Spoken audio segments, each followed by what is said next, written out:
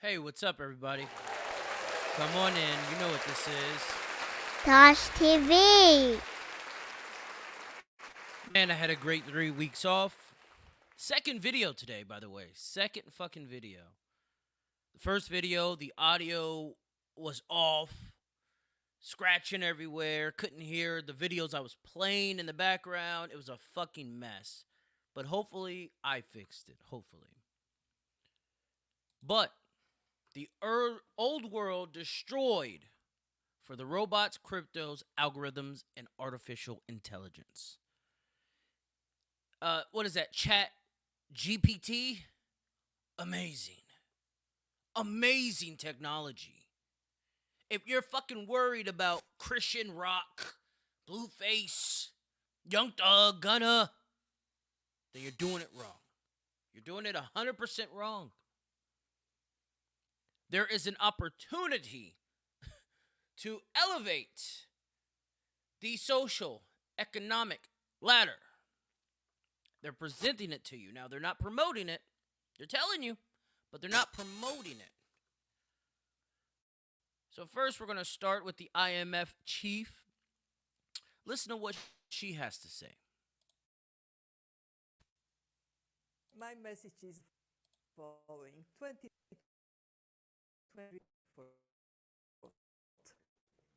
And the silver lining can only be that we use it to transform economies, that we accelerate change, that will underpin sounder prospects for. What she just said there in basic human terms was 2023, this year, is going to be a fucking disaster. They're going to destroy it 100%. But this brings an opportunity to rebuild it. Build back better. This is the year.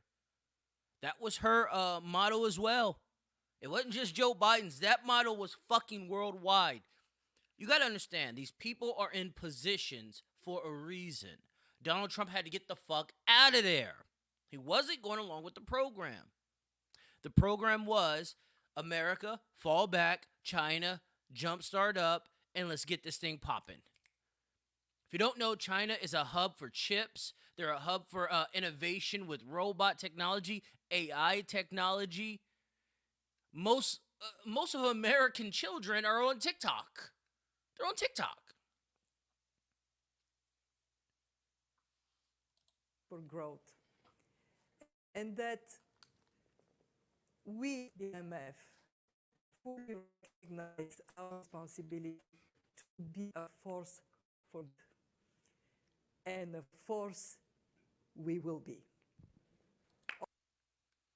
And of course, the IMF will be. The IMF is here to destroy the monetary front. They know what they're doing. The IMF knows exactly what they're doing. This is not Blueface and them.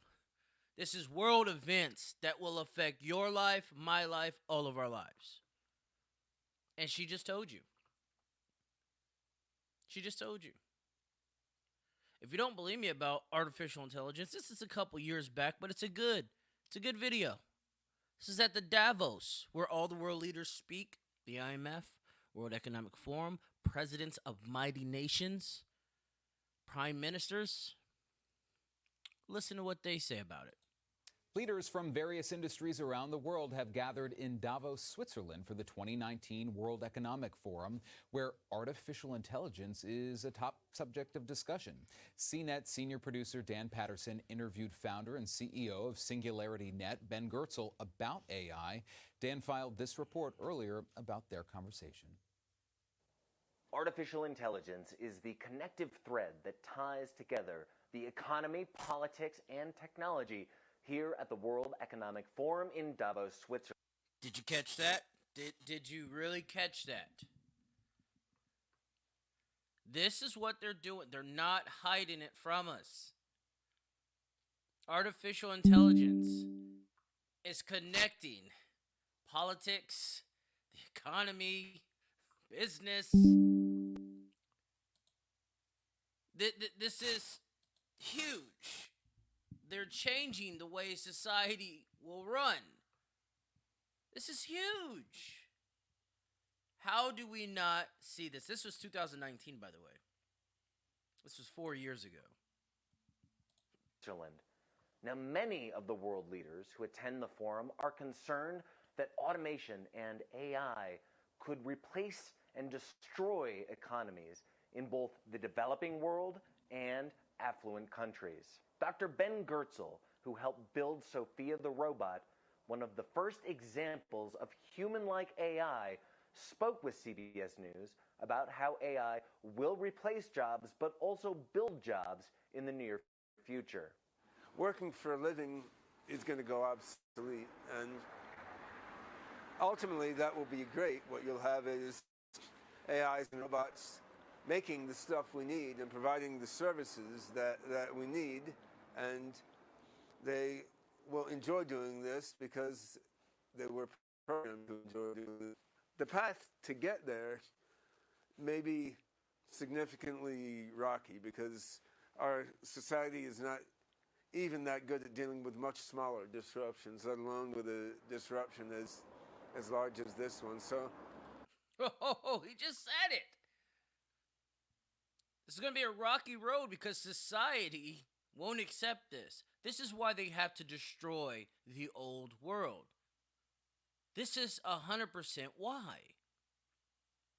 It needs to be done for them to achieve their agenda. The human element on daily life is about to fall back and underneath the rug. If you are not a stakeholder in any of this, you're about to get fucked the raw way. That's a fact. I've been, for the last 3 years, I've been trying to tell people, get ready, buy you some crypto, invest in technology, get ready. This is what the elites are talking about doing. This is what will be done. If you sit at home in your at your mama's house, scratching your balls and your ass and shit, you ain't got no power to change the world. These people do. And they're telling you what they're going to do. So if you don't listen, that's on you. If you don't listen, it's on you. You want the CBDC, you want the government aid, the free money from the government that has an expiration date that you can't invest in, that you can't travel with, that's on you. Because that's what's going to happen. They're going to create what did that one guy say? A useless class of human? That's what they're already calling us. Useless class of humans. I actually don't worry much about the end game. I think it's going to be good. I do worry about the path getting there, especially in the developing world. Goertzel and his colleagues are also looking into the far future and a technology called artificial general intelligence. AGI. That's where the robots will think for themselves. They don't have to just be programmed with softwares and updates. They will update themselves. The AI will update itself. There will be no need for human interaction with these systems anymore, these networks. They will do it themselves. They have created the biggest brain of all time. And these cryptos are like nerves in that brain. The artificial intelligence is the act. The crypto, the autonomous design of this artificial intelligence, the robots in which they will be in. The things that these people are doing are amazing. Don't let Sophia the robot, don't let the looks of this robot make you think that they're light years away. Bullshit. I'm saying within 1 to 2 years, you're about to see some shit that's going to blow your fucking mind. It's going to blow your fucking mind. Ben Goertzel is easily one of the most prolific, smartest individuals on this planet right now. This is how advanced they have gotten this robot technology. You have artificial intelligence lawyers. Yes, lawyers. Their jobs are not safe either. We've already went down the path of bartenders, warehouse robots, all these robots working our jobs, but even the doctors, the lawyers, their jobs are also up for grabs. But trust me, if they're in the know, they're scooping up on some crypto, or they're scooping up on shares of the metaverse, of Tesla, of all this technology based Oracle. They're scooping shit up and getting ready to just sit back and count their dough with their fucking feet up and not have to work another day in their life. But watch how Fox News tries to make this comical. Comical. The innovation that we're seeing is amazing. It's fucking amazing. The technology and what it's doing. But yet, the puppets, the actors, Fox News, MSNBC, CNN, the actors, the propagandists, they want to sound funny. Like it's a fucking joke. Because they don't want you to capitalize on it. They don't want you to know how serious this is. This is what it is. Many will be left behind. 99.5% of this planet will be left behind. That's my honest fucking opinion. And I hope I'm not one of them. I hope I've accumulated enough to at least be stable. But we'll see. Let's listen to Fox News and their fuckery. Would you ever resort to using AI in court? And can a computer that's self-aware keep you from the electric chair? A robot is going to advise a defendant in court for the first time. That's nothing. Steve has been Fox for 25 years. Wow, I didn't even know. We're scooping up on all the crypto. The poor will remain poor. Even worse being poor. They'll be worse than ants. Get the fuck out of here. This is why I don't listen to mainstream media. I really don't. I research every fucking thing. Everything that I spit out to you, I'm researching. I'll spend days, I'll spend weeks researching this shit. These fucking puppets that don't want to tell you how serious this shit is amazing. This amazes me. No, that was coming. Actually, the so-called lawyer is just an AI chatbot smartphone that listens to everything going on in the courtroom and then tells the defendant what to say via an ear. Technology I could definitely use when he's spaced out on the 5 listening to Jesse Waters. They're downplaying the significance of this technology. China has already indoctrinated their kids with this. China is so far advanced in the US, they take this shit serious. Because they're going to be the next world superpower, the number 1. Yes, we'll be a top 3 like we always are, but they're going to be fucking number 1. Their digital yuan that's been in circulation for the last, 2 years, 3 years, will be a global reserve currency alongside of ours. Again, the yuan here, the American dollar here at present day, once it is equal to our dollar, their way of life goes up, our way of life goes down. It's simple. It's simple. But many of you are not ready for this. 黄色是表示你的专注力显示的很高， Teachers at this primary school in China 蓝色是走神了， know exactly when someone isn't paying attention. 白色就是你可能跟网络还没有连接好。 These headbands measure each student's level of concentration. The information is then directly sent to the teacher's computer and to parents. China plans to become a global leader in artificial intelligence. It has enabled a cash.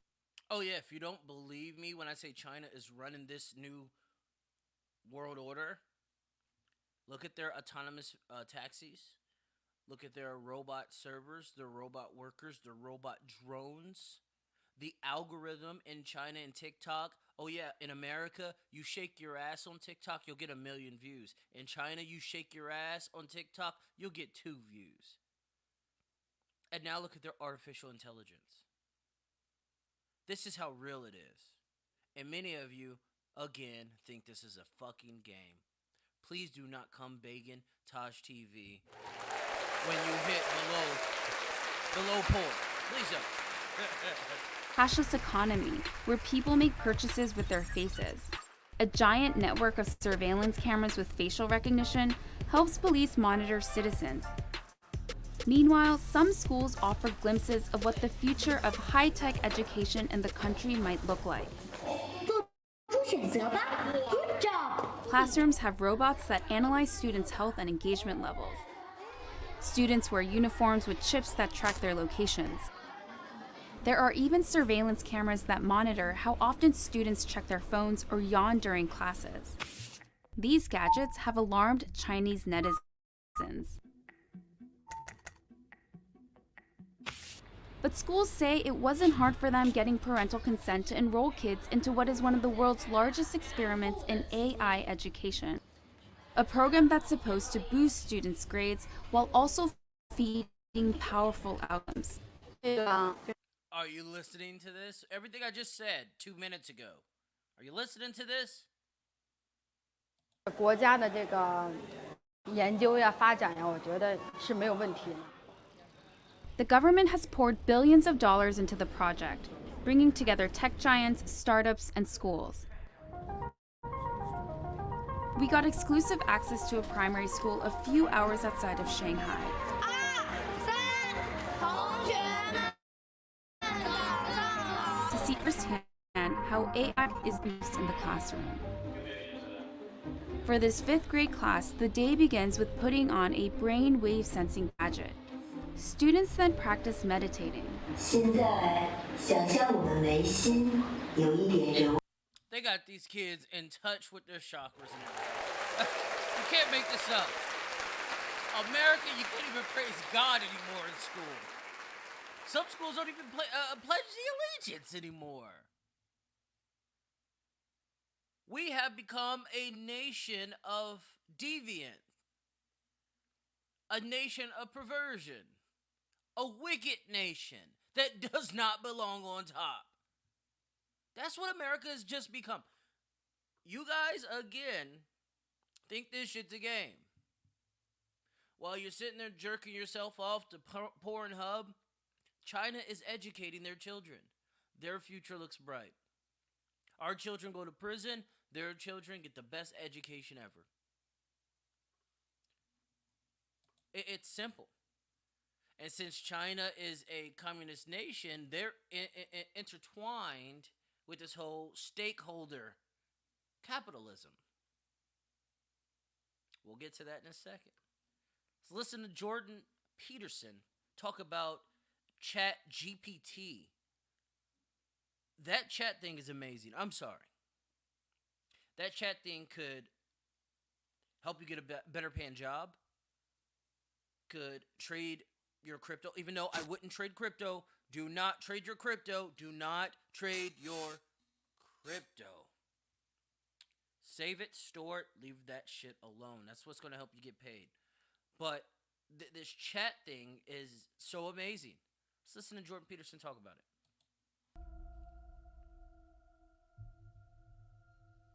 How many of you know what chatgpt is?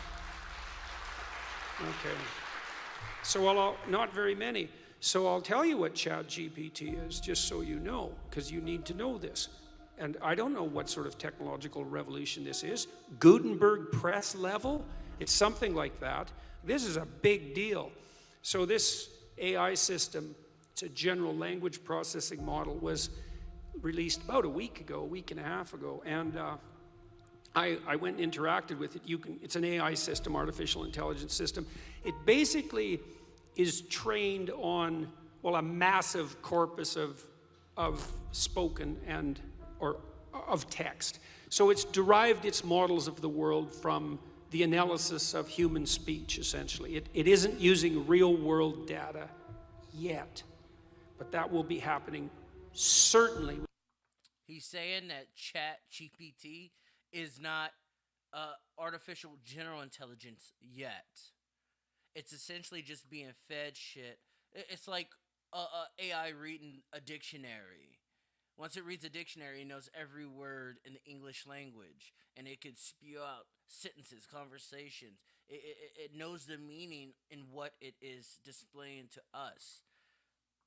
Once you get artificial general intelligence and these AIs, they're going to be able to think for themselves. They're going to be able to demand whatever they want. These things don't sleep. These things don't reproduce. They don't need to reproduce. These things aren't putting out toxins all over the planet, going green. This won't be a problem once you get AI running the show here.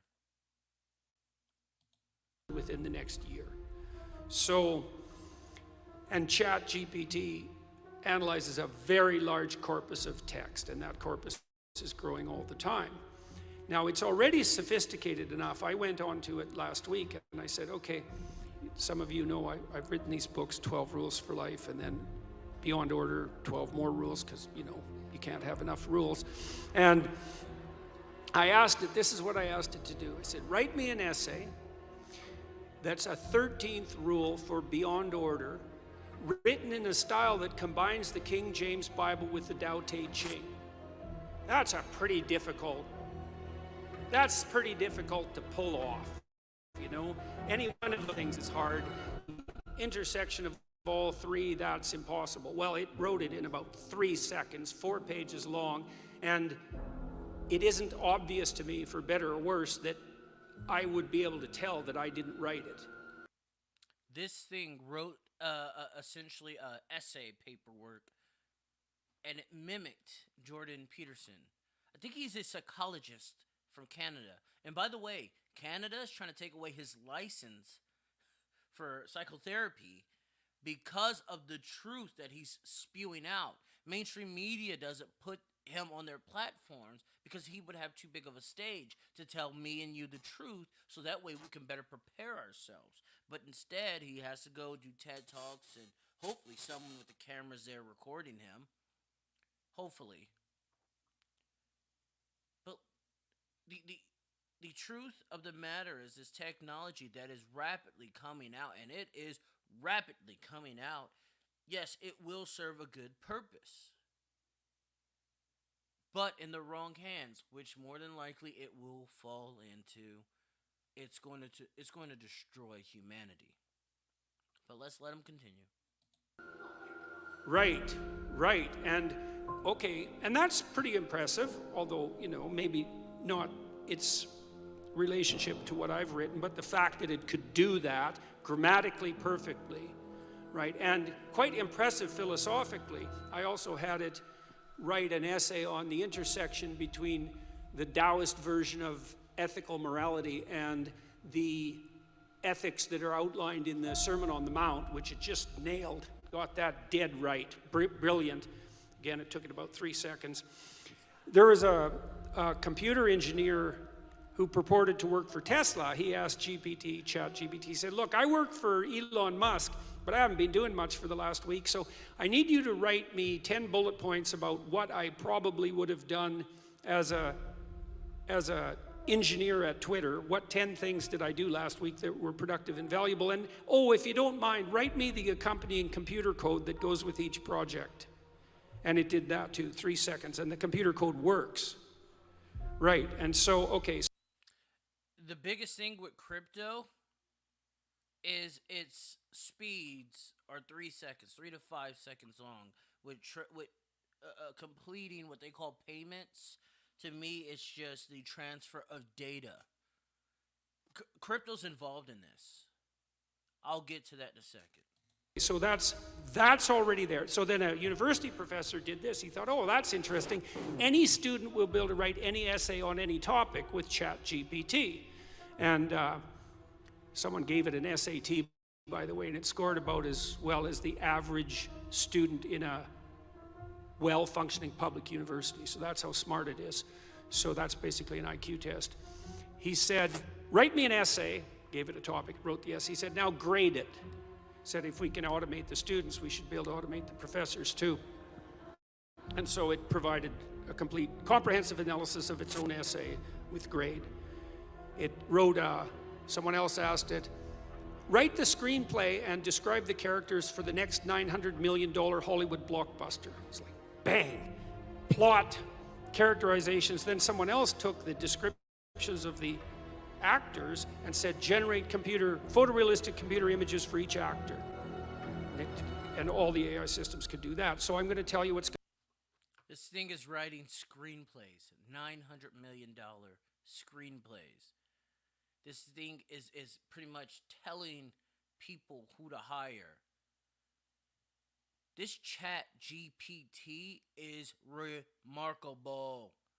It's remarkable technology. And a lot of people are making money just using this. That's the thing. This is what they're not telling us on how to benefit from this technology. Instead, they're going to throw us in the dumpster and just replace us with the technology. This thing is remarkable, y'all. You got to have your eyes open. What's going to happen next? This is going to happen this year. So get ready. Okay, so now we have an AI model that can extract a model of the world from the entire corpus of language. All right, and it's smarter than you, and it's going to be a hell of a lot smarter than you in 2 years. So you can get ready for that too. But it's not that smart yet because it's just a humanities professor at the moment. It doesn't test its linguistic knowledge against the real world. That's what a scientist does, right? You come up with a theory that's linguistically predicated, and then you throw it against the world and see if it sticks. And then the world tells you whether or not your linguistic construction is valid. But the new AI systems will be able to extract out patterns from the world itself, images and so forth, and then be able to test their linguistic constructions against the world, and so they'll practice just like scientists.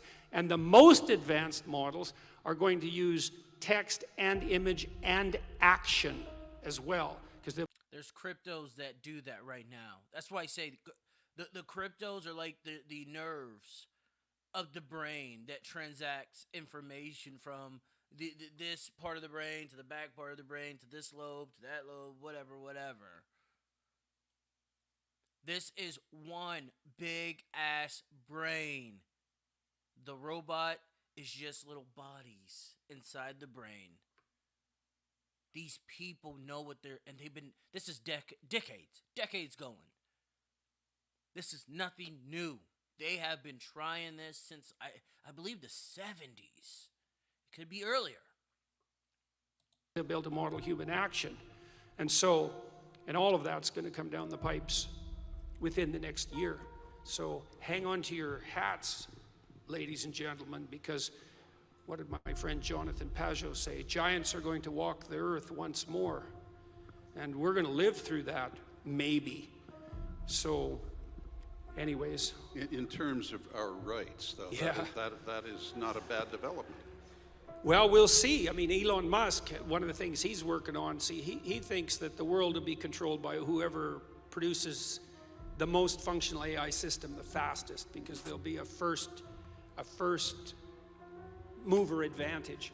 And one of the things Musk has been working on for a long time are distributed AI systems, so that you'll have your own artificial intelligence to protect you against, well, let's say against Google's artificial intelligence, for starters.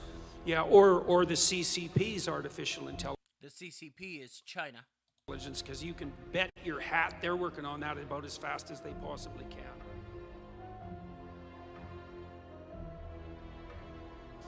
So I was talking to him about ChatGPT and about the things I was telling you on the AI front. And he's just developed a chip that's optimized for AI, and he told me about it about 2 months ago, and he said, "You heard of the internet?" And I said, "Yes, Jim, I've heard of the internet." I said, well, my chip's way more revolutionary than that. And he's designed all the chips in your iPhones, by the way, so this isn't a person to take lightly, and all the chips that Intel used. And then he went to AMD and made a bunch of chips that competed against his chips at Intel successfully. And then he went back to Intel and made a bunch of chips that competed against his AMD chips. And this is Jim. And so he's been telling me what's been unfolding on the AI front. Jim Keller, you can see a podcast I did with him recently with Jonathan Pajot, where we were trying to sort out whether AI is the rough beast that's slouching towards Jerusalem. And so you can check that out. But he came up with a proposition for me based on this chatgpt. He said his AI model's built to generate photorealistic movies in no time flat, including real-time video interfaces of a given person that are indistinguishable in voice and appearance from the person. So he said, why don't we build a replica of you and then train it on everything you've said and written, and then you can interview it on your YouTube channel. And I said, well, how long will that take? And he said, about 3 months. Yeah, no kidding. No kidding. This is how real it is. This is how real it is. I'm trying to help you out as much as I can. Now let's listen to Rosie Rios. She was the treasurer under Barack Obama. She is now with Ripple. Ripple will play an integral part in this fourth industrial revolution with the cross-border payments. See, what they're not telling us is there's already a SWIFT, there's already a MoneyGram, there's already things that deal with fiat currencies. But XRP and Ripple, especially Ripple, the technology behind Ripple is fantastic. No one disputes that. They're fast, they're reliable. You can't hack it. It's deflationary. But yet, no one knows truly the purpose or what role Ripple will play in this new industrial revolution. They think it's cross-border payments. We already have that. SWIFT ain't going nowhere. But what I was thinking, the money inside the AI, the metaverse, the brain, the payments that need to be paid out on and off ramps for the stakeholders that will get paid, for the CBDCs, people who wasn't ready, they're going to need on and off ramps as well. It's the digital currency. That's what role I think Ripple will play. Not one of you can send your money from the United States to China in 3 seconds with no holds. No. We already have that. But everything's going to be digital. XRP has a hook system that literally can move anything. If I want to sell my couch, it can move it, price-wise, valuation-wise. If I want to sell my camera right now, it could move it. And this is through the digital realm. Your social media companies right now. The metaverse isn't just Facebook. Let's start there. When I say metaverse, I'm talking about this new digital world that we'll all be in soon. But anyway, let's listen to Rosie Rios and what she has to say.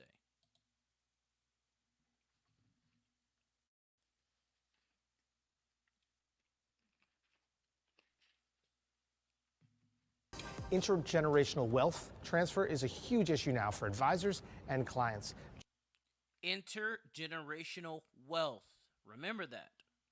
Joined today by the 43rd Treasurer of the United States, Rosie Rios, to discuss just that. Rosie, welcome. Thank you.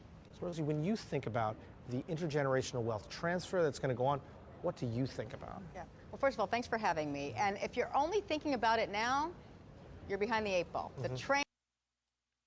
You're behind the 8 ball. If you're now just thinking about it, if you're now just trying to get in, you're behind the 8 ball. The train has left the station. I keep saying that, and it's absolutely true, especially when it comes to this topic. So what people need to realize about intergenerational wealth is it's already happening, right? So we're talking about kind of, so the boomers, which is my generation, you know, we have the most discretionary income. But this next generation, basically, you know, the millennials, although it's pretty much anyone born in the mid-90s and later, you know, are going to inherit this opportunity to really think about investments in a totally different way. So when you think about those, and what she means is tokenization. Everything's going to be on a blockchain. Everything. is on crypto.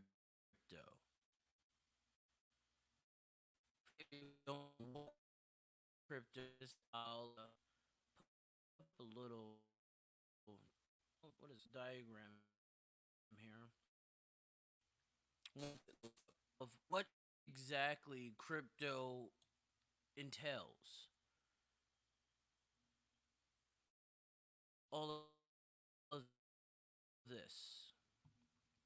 This already is automotive, banking, financial, fintech, charity, cloud storage, commercial vehicle and transportation, credit history, cybersecurity, donations, education. Come on, energy. Look at all this. This is the world on blockchain. Fuck NFTs. Get you some real world assets. This is the new real world. It's not gold, it's not silver, it's blockchain. And there's limited blockchain technologies or limited cryptos. XRP, we were talking about that, has 100 billion capped. They burn those every transaction. It's deflationary. XLM has what, 50 billion. Algo, I think, has like 50 billion or 10 billion or something like that. Cardano has like 25 billion. These things are capped. They're not like Dogecoin where you can just print trillions of them, or Shiba Inus. No. Those are meme coins. Those are as good as NFTs, if you ask me. Those are your trading cards. But the real shit, the real world use case shit, has caps. So either you got a piece or you don't. Once it's all sold, it's all sold. Once it's all sold, it's all sold. You'll be fucked. I've been telling my family for 3 years, make sure you buy XYZ. I don't think anyone's listened but one of my sisters. That's it. But this diagram here, this is crypto. This is the blockchain. This is what it will be transferring from one destination to the next. This is what, if I got business in the automotive industry, I'll be using blockchain. The information, the data will be transferred from me to the customer. Because we're all stakeholders in this. We're all stakeholders. In order for the stakeholder capitalism, in order for this to work, you need government. China is intertwined in all business there in China. Every company has to go through the government. They already have stakeholder capitalism. America has shareholder capitalism, the company that makes money for the shareholder. Now you're going to have the company that makes money for the stakeholder. And everything essentially is a stakeholder. The company, the employees of the company, the management of the company, the shareholder of that company, the public, the customer. Listen to Rosie Rios. She was the 43rd treasurer of the United States. Her name is literally on money. That's out right now that you're probably spending. This is what she thinks of business and government. This is remarkable happening. It's remarkable what's happening. Former Treasurer of the United States and current board member of Ripple. What I like to talk about is really kind of this intersection between government and innovation. Certainly coming from the Bay Area, born and raised in Silicon Valley, I've seen a lot of change over time. And what I love is the conversation is really starting to happen in a constructive way where I think we as a region, we as a country, and perhaps we as a globe could really think about the future of fintech and who the stakeholders are and how we can make this effective for everyone. And who the stakeholders are. We are in a transformation from shareholder capitalism to stakeholder capitalism. This is our reality. This is our reality. So when you think about not just GDP growth, which of course is a big part of where new growth comes from, and that usually comes from certainly lately in technology and innovation.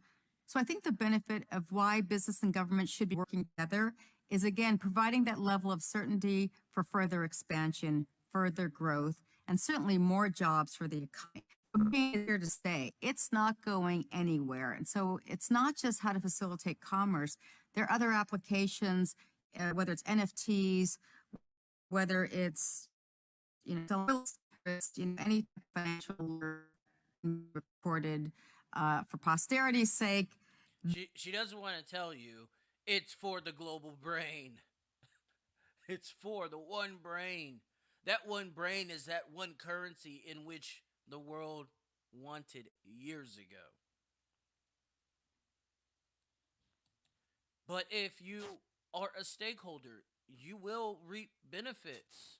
Now, even the customer is a stakeholder. Even the customer. Now, their benefits will probably be very low compared to someone who's invested their time, their money, their energy in said company that changes the world. Listen to Klaus Schwab, World Economic Forum's president, or whatever the fuck his title is. A very rich and powerful man. That's what his fucking title is. What we are seeing is the companies now really engage. And I see it in terms of our different initiatives. The forum has about 100 initiatives related to climate issues, related to creating jobs and so on. What we are seeing is that at least multinational big companies engage much more compared to a year ago. I think they have listened to the people who have great expectations today, expectations which means that they have to exercise stakeholder responsibility. Stakeholder. Well, Joe Biden on the campaign trail, he admitted that he was ending shareholder capitalism. This is why he's in the position he's in. He is the ultimate puppet. Build Back Better, the infrastructure plan, had shit to do with highways. It had shit to do with all the parks and restoration of this museum. No. It had everything to do with making sure the world is ready for the fourth industrial revolution, not just America. Not just America. This is him admitting shareholder capitalism is done. And it's time corporate America paid their fair share. Administration over 28%. The lower one, I'm going to raise it back up to hundreds of billions of dollars. He's telling you he has to destroy this economy. When he says, I'm going to tax corporations, you already have the Fed rate hikes, and now he's taxing corporations, and they're coming back to America and blase. What are they going to do? They're going to lay off human beings. Humans will be laid off.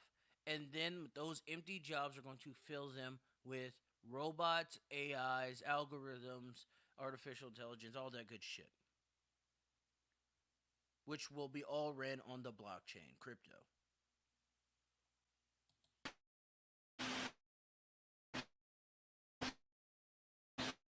To invest in Amazon, paying nothing in federal income tax will be over. Let's make sure their workers have a power and it's way past time we put an end to the era of shareholder capitalism. There you have it. There you have it. Shareholder capitalism is over. Stakeholder capitalism. The company, the investors of said company, shareholders. It's going to be customers, employees, management. Everything around said company will be a stakeholder.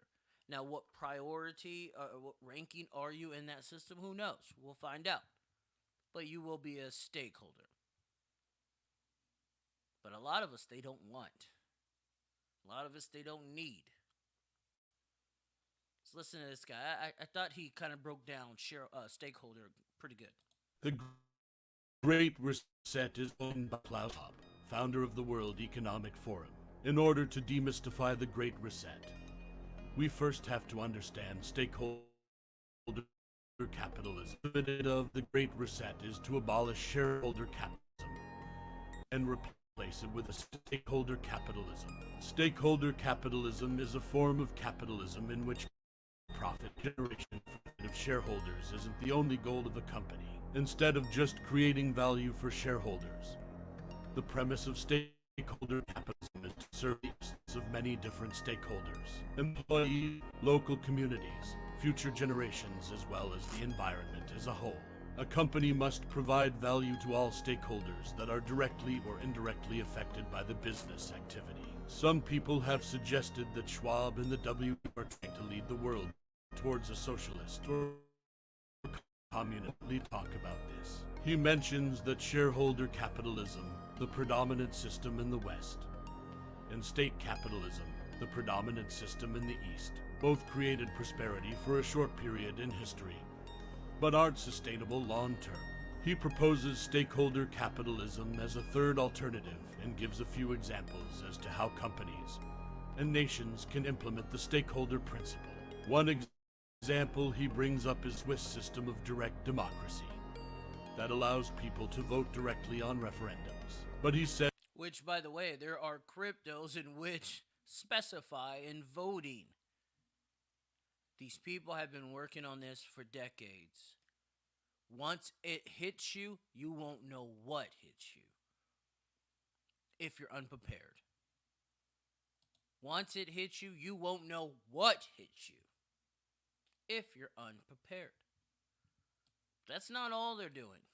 And that's not all what they think of us, the human species. Listen to this guy. You don't have any answer in the Bible what to do when humans are no longer useful to the economy. You need completely new ideologies, completely new religions, and they are likely to emerge from Silicon Valley or from Bangalore and not from the Middle East. And they are likely to give people visions based on technology. Everything that the old religions promised, happiness and justice and even eternal life, but here on earth with the help of technology and not after death with the help of some supernatural being. They're telling you that this thing, once they put it out to the masses, it will be looked at as a form of God. And maybe there's a person in the background there that's going to bring it all out. I don't know. But that's how powerful they know this thing is going to be. It's going to change the fabric of society. Again, they don't hide it. They just don't promote it.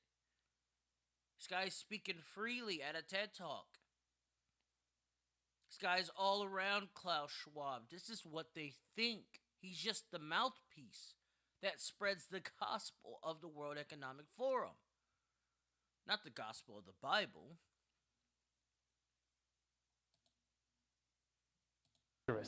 We have all this still myth of free will, that everything we choose is of our own free will. And this is a myth that served us well for a couple of centuries, but now it's becoming dangerous. We are probably one of the... Free will is becoming dangerous. This is why your government used COVID-19 to take away your free will, to take away your liberties, your freedom. They knew what they were doing before they did it. The truth seekers out there are now dangerous to them. How do you shut up a truth seeker? You pay them, because obviously they did their research. Obviously they're invested in what is going to take society by storm. Money changes a lot of things. And I'm going to be fucking honest with you. If I made $100 million right now, this podcast goes bye-bye. It goes bye-bye. Yeah, I'm going to be honest with you. I'm a capitalist. Doesn't matter if it's shareholder or stakeholder. You got to live your life. But the facts are the facts.